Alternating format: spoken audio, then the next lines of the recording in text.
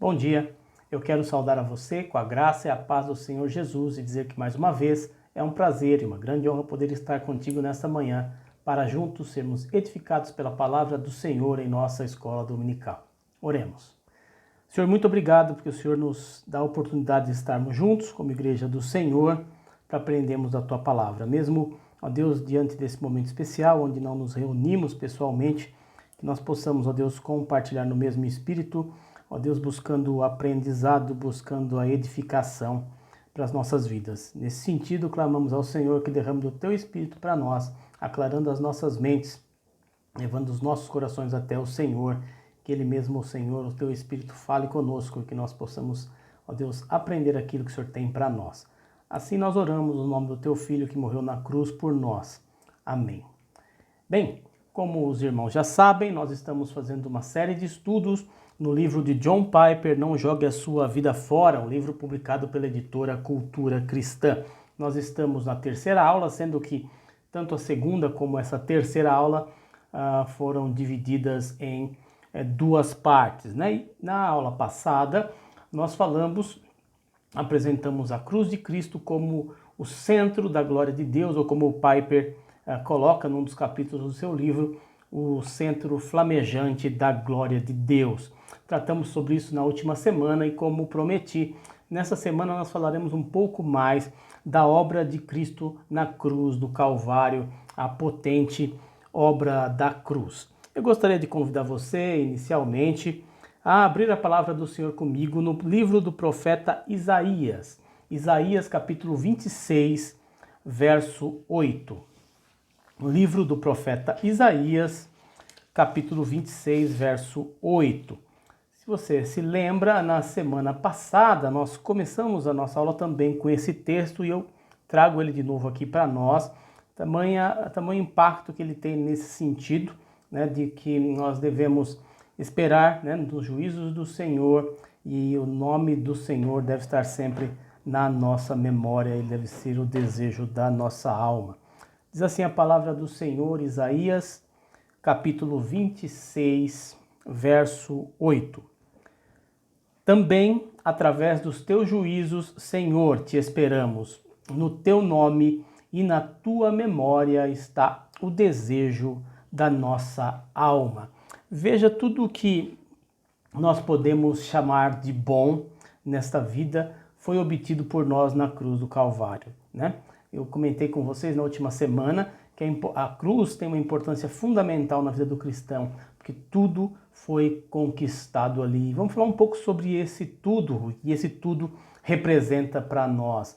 Nós bem sabemos que a parte da cruz, né? Longe da cruz, longe do Senhor Jesus, só há condenação. E se não for, então, pela morte de Cristo na cruz, né, tudo o que os pecadores podem esperar e efetivamente recebem é julgamento, é juízo. Então, nesse sentido, a morte de Cristo naquela cruz, que era, aliás, destinada a você e a mim, é o que nos deve, então, fazer confiar nele, nos apegarmos confiadamente a ele e amá-lo acima de todas as coisas. Toda a nossa alegria, todo o nosso regozijar, tudo aquilo que pode nos trazer esperança tem que estar ligado à cruz de Cristo. Lá na cruz, naquele lugar terrível, naquele lugar horrível, foi onde todas as bênçãos foram compradas. Aliás, com um alto custo, né? O custo da própria morte de Jesus Cristo,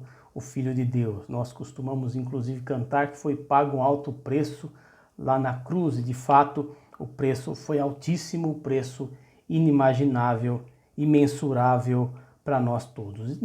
Por conta disso, a nossa vida precisa então ser completamente centrada na pessoa de Cristo e na sua obra naquela cruz. Tudo o que da parte de Deus nós recebemos e que de fato não é o que nós merecemos, né? E aí esta consciência, ela veja bem, é determinante para o tipo de vida que a gente vai viver. Tudo aquilo que nós recebemos da parte do Senhor não é aquilo que de fato nós merecemos, né? Não é tudo nosso por direito, não é? eu não posso, não é por conta do meu direito, por conta de algum mérito que eu tenho aquilo que efetivamente eu possa ter, tudo é dádiva do Senhor. E é importante que isso fique bastante claro nos nossos dias. Veja, a gente, cada vez mais, e de uma forma cada vez menos velada, né? É apresentado um tipo de evangelho, sobre o qual nós ainda haveremos de falar ao longo dessa aula, em que as pessoas, né, os seres humanos, as criaturas, se veem no direito de darem ordens ao seu Criador, exigindo, declarando, e a gente vai ver então o desvio de tudo isso, né? Eu não gosto de ser o portador de más notícias, mas que isso fique claro desde o começo aqui, nós somos indignos, você e eu também não merecemos, não é? Não acredito, pelo conhecimento que tenho da maioria de vocês, que eu vou estar desapontando muita gente com isso, mas por vezes isso pode acontecer. Numa sociedade como a nossa, isso precisa, por incrível que pareça, vejam vocês, ser lembrado a todo instante, principalmente no meio dos cristãos, o que mais nos choca, né? Nós somos criaturas, como eu bem disse anteriormente, então Deus, nesse sentido, não é obrigado a nos dar nada, não é compelido a nos dar nada, né? Nem vida, nem saúde ou qualquer outra coisa. Eu gostaria que você abrisse a palavra do Senhor comigo em um outro texto, até para que o que eu disse, o escândalo daquilo que eu possa ter dito até aqui, possa então, você possa acompanhar um pouco sobre o que a palavra do Senhor nos diz a respeito disso. Convido você a abrir a palavra do Senhor no livro de Jó. Livro de Jó, primeiro capítulo do livro de Jó. Nós leremos um versículo, versículo 21, que traz um pouco qual deve ser de fato a nossa visão, não é? A nossa abordagem diante da vida que levamos, ou seja, colocando-nos diante de uma real perspectiva de onde nós estamos e quem somos e daquilo que Deus é. Jó 1, 21. Diz assim a palavra do Senhor, acompanhe comigo Jó 1, 21. E disse, Jó dizendo, nu saí do ventre da minha mãe e nu voltarei. O Senhor o deu e o Senhor o tomou. Bendito seja o nome do Senhor. Todos nós conhecemos muito bem a história de Jó e o momento em que ele estava atravessando aqui, o momento de perdas, um momento de prejuízos, de filhos, né? Filhos morrendo, riquezas, bens materiais sendo perdidos, e ele então faz uma declaração, não é? Uma declaração de fé, uma declaração que deve também estar nas nossas mentes e nos nossos corações, porque nu saímos do ventre de nossas mães, cada um de nós, e nu voltaremos, né? O Senhor o deu e o Senhor o tomou. E aí a grande dificuldade é que mesmo nesses momentos, a glória precisa ser dada ao nome do Senhor. Jó remata aqui, bendito seja o nome do Senhor. Somos criaturas, e não um complicador para nós aqui, somos pecadores. E veja o tamanho da ofensa que é o pecado, né? O nosso pecado diante de um Deus que é santo, santíssimo, absolutamente santo. Nós, por vezes, não consideramos o nosso Criador, desobedecemos o nosso Criador, agimos de forma totalmente contrária àquilo que o Senhor nos recomenda na sua palavra. E um outro texto, desta vez no Novo Testamento, também para nos ajudar e, como eu disse, colocar desde o começo aqui da nossa reflexão, cada um de nós, né, nos nossos devidos lugares. Romanos 3, 23, um texto bastante conhecido da palavra do Senhor. Romanos 3, 23. Paulo escrevendo aos irmãos na igreja de Roma aqui e apresentando alguns pontos importantes que devem ser levados em consideração, sem dúvida nenhuma, por todos nós. Diz assim a palavra do Senhor, Romanos 3, 23. Pois todos pecaram e carecem da glória de Deus. Existem, obviamente, muitos outros textos que deixam isso claro para nós. Nós somos pecadores e carecemos da glória de Deus. nós não amamos ao Senhor como deveríamos e nem confiamos como deveríamos, né? Por conta do pecado em nós, né? E tudo o que merecíamos por conta deste quadro que estamos pintando aqui, dessa situação que estamos revisitando aqui, seria a condenação. Nada diferente disso. Outro texto ainda, na carta de Paulo aos Romanos, agora no capítulo 3, convido você também a abrir a palavra do Senhor, né? Algumas páginas adiante. Romanos 3, 19, na verdade, na sequência aqui dos versos. Romanos 3, 19. Ora, sabemos que tudo o que a lei diz aos que vivem na lei, o diz para que se cale toda a boca e todo o mundo seja culpável perante o Senhor. Deixando claro para nós a condição do mundo, né, no qual nós vivemos. É bastante importante, lembrando aqui uma alusão a um dos sermões mais conhecidos, né, de toda a história, o sermão de Jonathan Edwards, e que tem o título, né, Pecadores nas mãos de um Deus irado, não é? Isso é perfeitamente aplicável para o mundo em que vivemos, para a nossa época. Tudo, veja, absolutamente tudo o que da parte de Deus nós recebemos, então, é dádiva do Senhor, gratuita e merecida, né? Como nós costumamos definir a própria graça. E acho que um dos cuidados, irmãos, que nós precisamos ter nos nossos dias, veja, é a maneira com que as frases são construídas, né? Uma palavra mais nova, a fraseologia da cristandade brasileira dos nossos dias, algo com o que nós temos que tomar bastante cuidado, como disse no começo da aula, é algo que tem sido cada vez menos escondido, cada vez tem sido dito mais desveladamente por muitas pessoas, né, na cristandade moderna dos nossos dias aqui. Então nós vemos frases do tipo, veja, Deus tem que fazer isso, Deus tem que fazer aquilo, Deus tem que curar aquilo, fazer aquilo outro, enfim, uma série de frases nesse sentido, o eu determino, eu ordeno. Eu já vi algumas coisas assim, já tristemente ouvi. Então, a gente vê que declarações como essa são tão desprovidas de qualquer senso bíblico da história, né? Que a palavra do Senhor nos conta a respeito de quem nós somos e de quem Deus é. Nesse sentido, é preciso ter muito temor de Deus e tremor também, não é? É preciso que se reflita muito antes de se dizer um absurdo desse. E, infelizmente, as pessoas cada vez mais de maneira irrefletida falam dessa forma, apresentam, como eu disse, conjuntos de frases que não têm nenhum suporte, não visitam, né? Não passam nem perto dos conceitos que são explicitados na palavra do Senhor para todos nós, né? De onde que se tira isso, né? Senão da mente corrompida de homens pecadores e que carecem da iluminação do Santo Espírito do Senhor, para entendendo a sua palavra, né? Para que entendendo a sua palavra possam fazer declarações de fé que realmente encontrem resguardo na palavra do Senhor. E aí é um grande perigo que acaba chegando perto, um grande perigo que se avizinha, não é?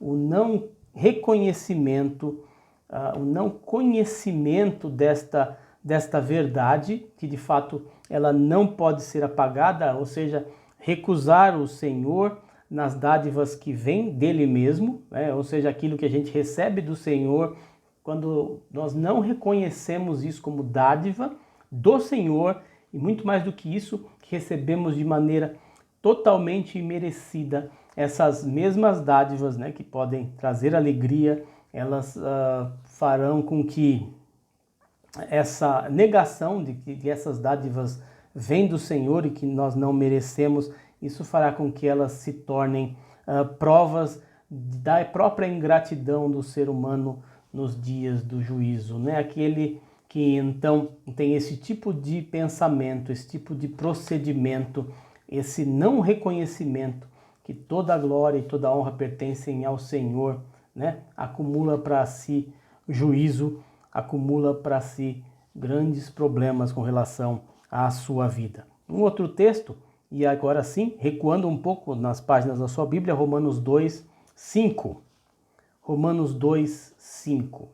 Paulo, mais uma vez, nos trazendo aqui ensinamentos importantes na palavra do Senhor. Romanos 2, verso 5. Mas, segundo a tua dureza e coração impenitente, acumulas contra ti mesmo ira para o dia da ira e da revelação do justo juízo de Deus. Um alerta solene, um alerta bastante sério aqui, para que nós realmente tenhamos consciência. E acho que dois fatos são importantes: quem nós somos, onde estamos e quem Deus é. Existe uma distância infinita entre nós e o Senhor, e a gente precisa ter essa consciência de que tudo o que temos e recebemos de forma imerecida vem de suas mãos. Não é? Para quem reconhece as dádivas como vindas do Senhor, Jesus Cristo é o grande comprador de cada uma das inspirações que damos, né? Cada fôlego de vida que nós temos, é o próprio Senhor Jesus o comprador deles, né? Nem isso nós mereceríamos desfrutar, né? A cruz, nesse sentido, pensando um pouco na condição humana, diante do Senhor, a cruz, né, traz escândalo e ela demonstra um triunfo da graça, né, da graça do Senhor. Cristo nos comprou, como eu acabei de dizer, com o seu sangue, ou seja, pecadores que nada mereciam, senão o juízo, a condenação, e mais do que isso, não podem contribuir ou retribuir com coisa alguma. Eu gosto de usar o seguinte modelo, a seguinte ilustração, né? Que Deus morreu, o Senhor Jesus morreu pelos piores pecadores nos quais também nós nos encontramos, né? Não temos que ter nenhum tipo de pensamento muito diferente com relação a isso, porque qualquer coisa longe disso, ou que se afaste disso, pode demonstrar algum tipo de desejo de nos colocar em uma condição de privilégio, e esse privilégio é alcançado pelos nossos próprios méritos. A nossa condição é privilegiadíssima, mas pelos méritos do Senhor Jesus. Veja, em vez da morte certa que estava destinada a nós, recebemos vida eterna. E a grande pergunta, né, diante disso que a gente está comentando aqui, é o porquê. O porquê das coisas serem assim? Por que Cristo morreu por nós?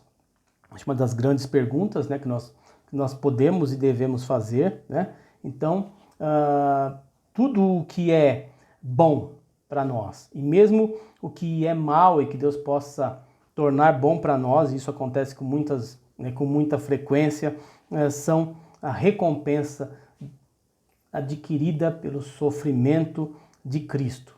De forma nenhuma é mérito meu e é mérito seu. Todas as coisas boas que desfrutamos, e mesmo aquelas coisas que não são boas, mas que Deus as transforma em bem e em bênção para nós, são conquistadas pelo mérito do seu Filho na cruz do Calvário. Lá, né, naquela cruz, o triunfo foi do Senhor Jesus, o triunfo foi de Cristo. Paulo, escrevendo a segunda carta aos irmãos na igreja em Corinto, uma igreja na qual ele teve que lidar com uma série de problemas, né? Várias coisas tratadas nas cartas, mas ele tem um trecho bastante precioso, né? Muito lindo realmente, que nos traz uma real medida daquilo ou naquilo que nós participamos. Segunda carta de Paulo aos Coríntios, capítulo 2, verso 14. Segunda carta, escrito Paulino aos irmãos da igreja em Corinto, capítulo 2, verso 14.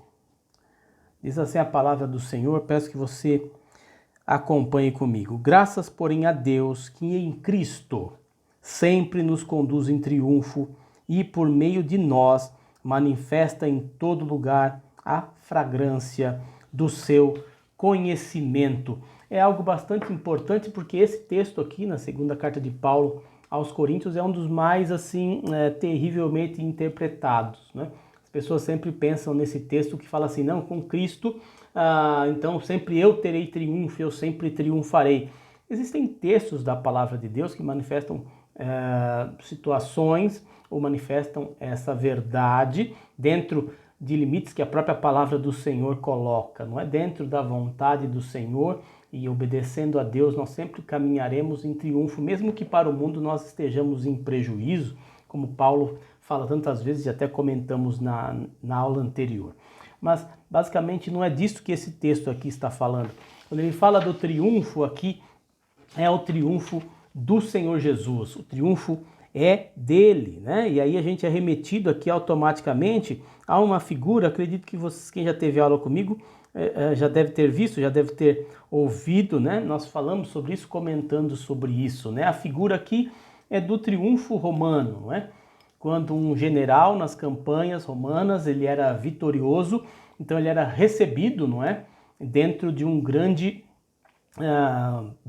cortejo de triunfo, se podemos chamar dessa maneira, né? Então, o general com a sua biga, né, passava em determinados lugares de Roma, não no centro da cidade, porque não entrava lá, mas ele passava e era saudado, então, por aquelas pessoas que o viam, né?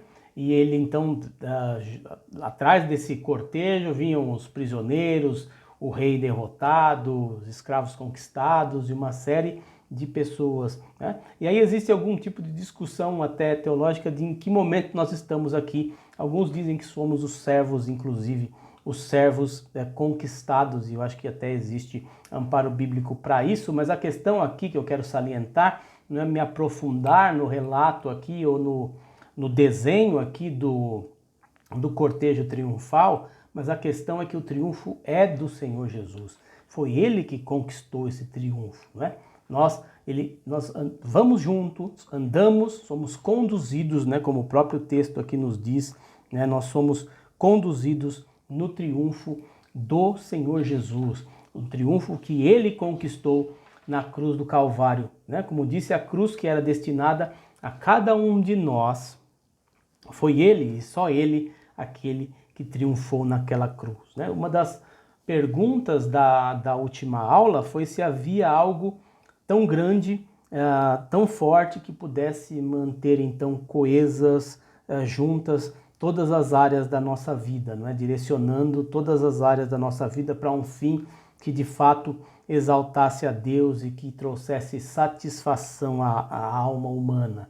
E a gente reforça, né, diante do que a gente acabou de ver aqui, de expor, né, que toda a nossa experiência da nossa vida é destinada, e deve ser assim, a engrandecer a cruz de Cristo, a magnificar Cristo e a obra da cruz, a obra que Ele mesmo fez na cruz do Calvário, não é? Como eu disse, um evento de proporções cósmicas em Gênesis 3, não é? Que foi a queda do homem e o pecado que manchou toda a humanidade, que trouxe escândalo, que trouxe pavor, que trouxe terror e morte, né? A ofensa das ofensas, né? O homem, então, escolhendo desobedecer ao seu gracioso Criador. E a obra de Cristo na cruz do Calvário, né, veio, então, para resolver aquele problema em que a humanidade inteira caiu em Gênesis 3. E caímos no primeiro Adão, né? Ressurgimos com o segundo, com o Senhor Jesus, aquele sem pecado, não é?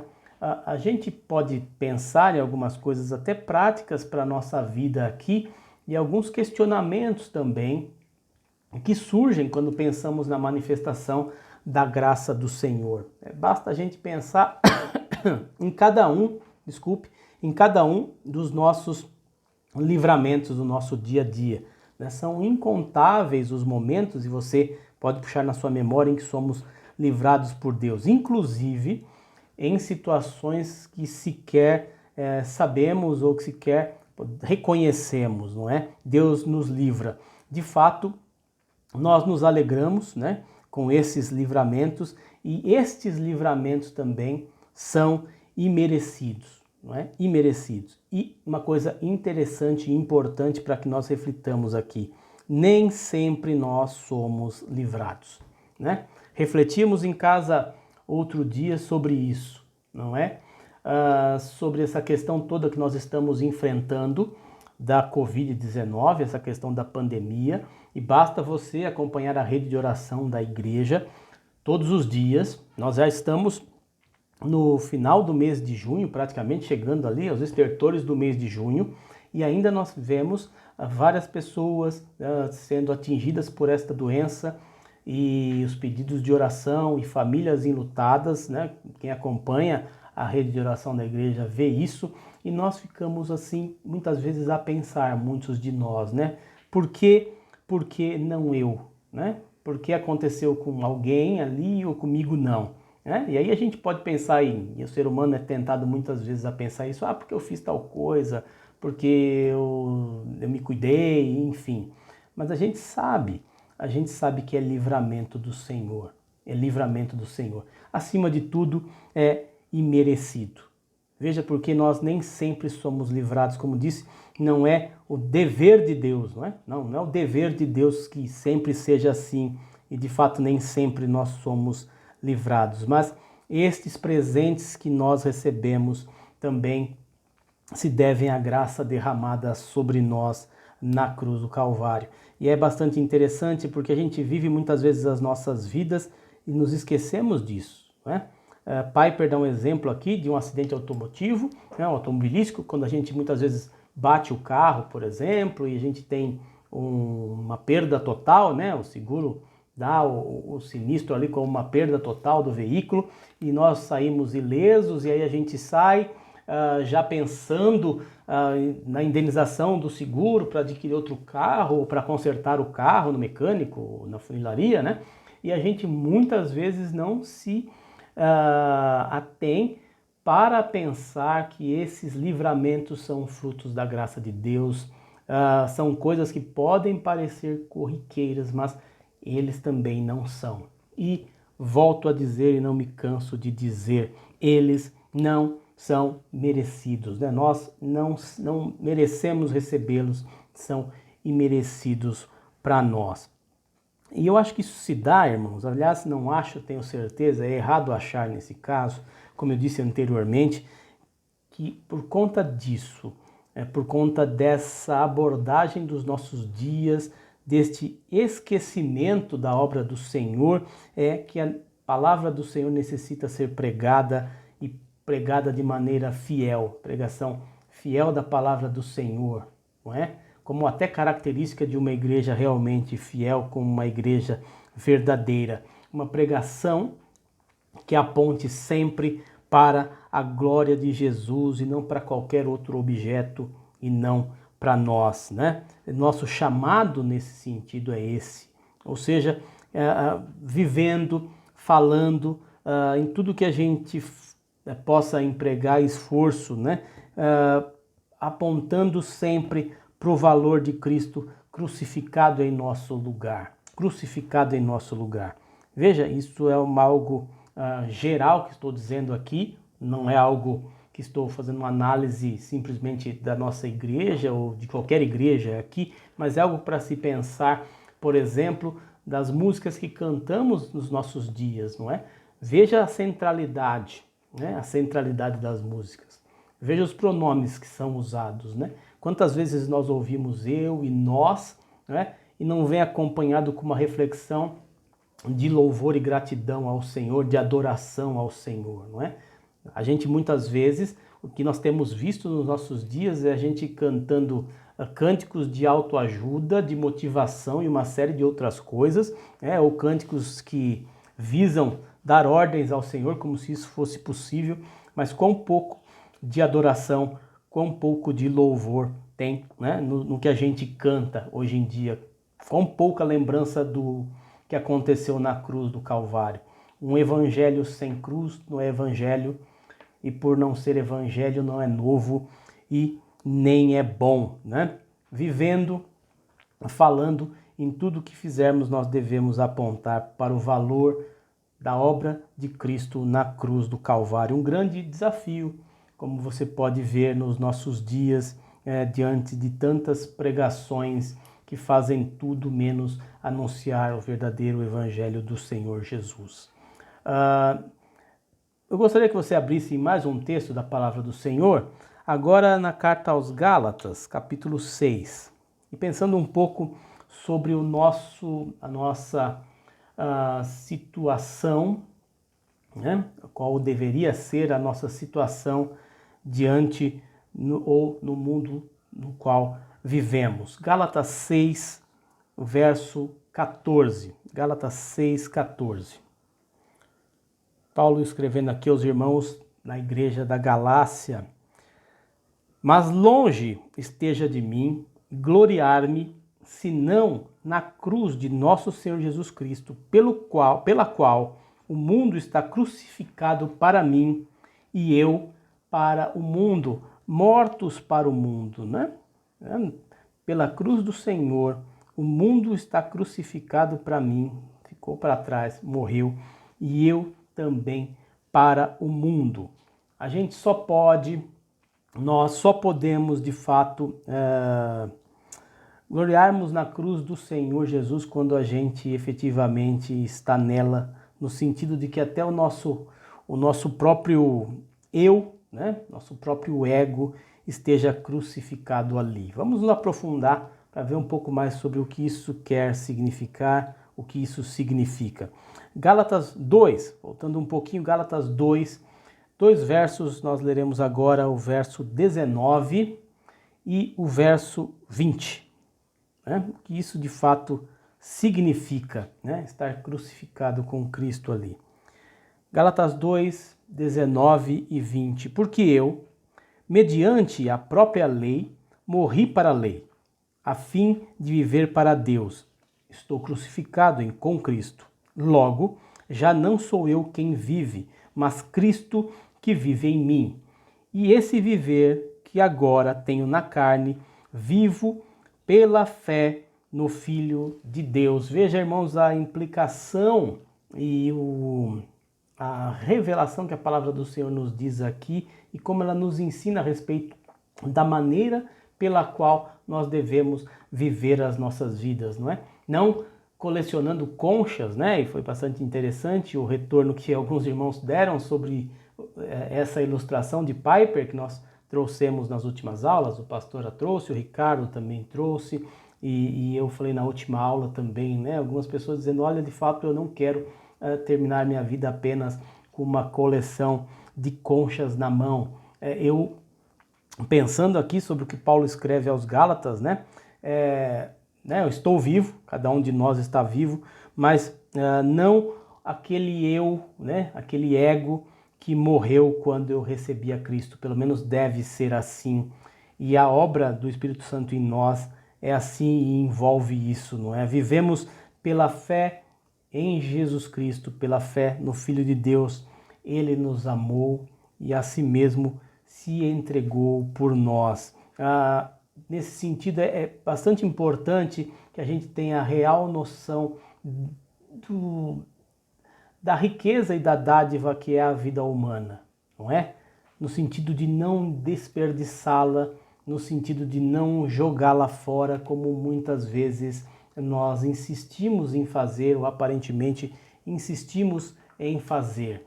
Não joguemos nesse sentido a nossa vida fora. À luz do que nós lemos em Gálatas 6, nós não devemos de maneira nenhuma nos gabar, nos vangloriar de coisa alguma a não ser da cruz, né? O triunfo do cristão está na cruz. A morte de Cristo naquela cruz torna-se a morte de nossa vida, que exaltava a nós mesmos, né? Que cultuava a nós mesmos, que cultuava o nosso ego. E basicamente é disso que falamos quando falamos em novidade de vida, né? Quando nós passamos de fato e em verdade a confiar em Cristo, os nossos laços com este mundo e a sua atração opressora, eles são quebrados, são, por assim dizer, arrebentados, e nós nos tornamos então novas criaturas, né? Quando o Senhor nos abençoa, Ele não quer que simplesmente passemos a admirar as suas dádivas, e esse é um dos grandes perigos, não é? Que enfrentamos e somos desafiados o tempo inteiro, né? Quando Deus nos abençoa, a sua intenção não é que passemos simplesmente a admirar as suas dádivas, mas que nós admiremos ainda mais a glória dele, né? E nunca nos impulsionando para uma adoração às bênçãos, né? As bênçãos de Deus, como nós costumamos dizer, ao invés de adorarmos o Deus das bênçãos. Isso seria um tipo também de idolatria. Aliás, um tipo de idolatria muito comum e muito presente nos nossos dias. Ele comprou tudo que é bom para nós. Veja, a sua glória, né, onde a busca de nossas almas, a busca das nossas afeições, o empenho das nossas afeições precisa terminar. Aliás, colocando o Senhor como o centro das nossas afeições, como nós vimos já na sequência das aulas anteriores, tudo isso não é nada mais senão magnificar a glória de Deus, e Cristo é a glória de Deus. Cristo é a glória de Deus. Veja quão problemático é essa questão de as pessoas nos nossos dias procurarem a sua própria glória. Quão problemático e quão vão e quanto desperdício de energia tem em tudo isso, não é? A gente não deve buscar nada mais senão magnificar a glória de Deus, e a glória do Senhor manifestada é o próprio Cristo. A cruz, como nós vimos, onde o sangue do Senhor foi vertido ali, é o centro fulgurante, né? Como Piper diz aqui, dessa glória, né? Foi ali, na cruz do Calvário, onde tudo aconteceu. Ele comprou para nós, como já vimos, todas as bênçãos de agora e as bênçãos do porvir, né? E nenhuma delas, definitivamente, à luz de tudo que estamos vendo aqui, né, nós merecíamos, nenhuma delas é própria para nós, né? Nos apropriamos por conta da obra do Senhor. Aliás, por causa da cruz, né, a ira do Senhor ela é tirada, né, e toda a culpa é removida, né? Pecadores diante de um Deus irado, não é? É algo que não se aplica para aqueles que foram alcançados pelo sangue do Senhor, para aqueles em cuja a vida foi renovada, a culpa ali ela é removida, né? Os pecados perdoados e a justiça perfeita de Deus então é atribuída a nós. Nós somos declarados justos pela obra do Senhor Jesus na cruz, né? Na cruz, o amor de Deus, veja, todo o amor do Senhor, né? Esse amor que não poupou seu próprio Filho, o amor do Senhor por nós, ele foi derramado, e através do seu Santo Espírito, então, nós temos esse conhecimento e esse acesso. Todo o deleite, caminhando já para o final, todo o deleite, prazer de nossas vidas, tudo o que é bom, né? Que não for idolatria, é um triunfo, um tributo, é um render graças ao valor da obra de Cristo naquela rude cruz, como disse, destinada a cada um de nós. Uma vida que de fato exalta a cruz é uma vida que verdadeiramente glorifica a Deus, né? Uma vida que exalta a cruz, uma vida que visa a cruz de Cristo, é uma vida que verdadeiramente glorifica a Deus. Todos os outros tipos de vida, entre aspas, que nós possamos buscar e encontrar, não passam de um desperdício, né? Não passam de jogar a vida fora, né? E o desejo do nosso coração, e o anseio do nosso coração com essa série de aulas aqui, e acredito, obviamente, também, né, por conta do título do seu livro, que Piper coloca aqui, é que a escolha seja pelo primeiro tipo de vida, aquela que engrandece a Deus, né? E que de fato morramos para a segunda opção, que seria uma vida então que busca a própria exaltação, exaltar-se a si mesmo em um tipo de glória vã, né? E que nós, de maneira alguma, nesse sentido, joguemos a nossa vida fora. Que Deus nos abençoe. Nós continuaremos, a trabalhar ainda com esse livro de John Piper, mas o desejo do nosso coração agora e sempre é que você que nos acompanha, nesta manhã, em todas as manhãs de domingo, por esse canal ou na igreja, não jogue a sua vida fora. Tenha uma vida que exalte a cruz, exalte ao Senhor Jesus crucificado, entendendo que a obra que Ele realizou ali foi suficiente para nos dar vida e é nela que nós devemos nos alegrar e nos gloriar. Somente na cruz de Cristo, somente em Cristo e nele crucificado. Vamos orar mais uma vez? Pai, nós te louvamos, ó Senhor, porque temos a certeza de que aquela hora terrível, ó Deus, na cruz do Calvário, aqueles momentos terríveis, ó Deus, que o teu Filho passou ali, em nosso lugar, foram, ó Deus, ali foi o momento em que as bênçãos para nós foram compradas, de agora e do porvir. E tudo aquilo que desfrutamos, ó Deus, neste momento na nossa vida, nós reconhecemos que é favor imerecido, que é graça do Senhor, a graça que, ó Deus, chega a escandalizar. Tamanha ofensa, ó Deus, o tamanho da ofensa que cometemos contra o Senhor. Nada merecíamos, senão juízo e condenação, mas o Senhor, na tua infinita bondade, nos assiste com a tua graça. Por isso nós te louvamos, ó Deus, e pedimos que o Senhor toque em cada um de nós, nos nossos corações, para que entendamos, ó Deus, o valor da obra do teu Filho, e para que, de maneira nenhuma, tendo ciência disso, joguemos a nossa vida fora, que o Santo Espírito ministre aos nossos corações e, nesse sentido, nos guarde e abençoe. Assim nós oramos no nome do teu Filho, Jesus. Amém. Irmãos, que Deus nos abençoe. Até uma próxima oportunidade.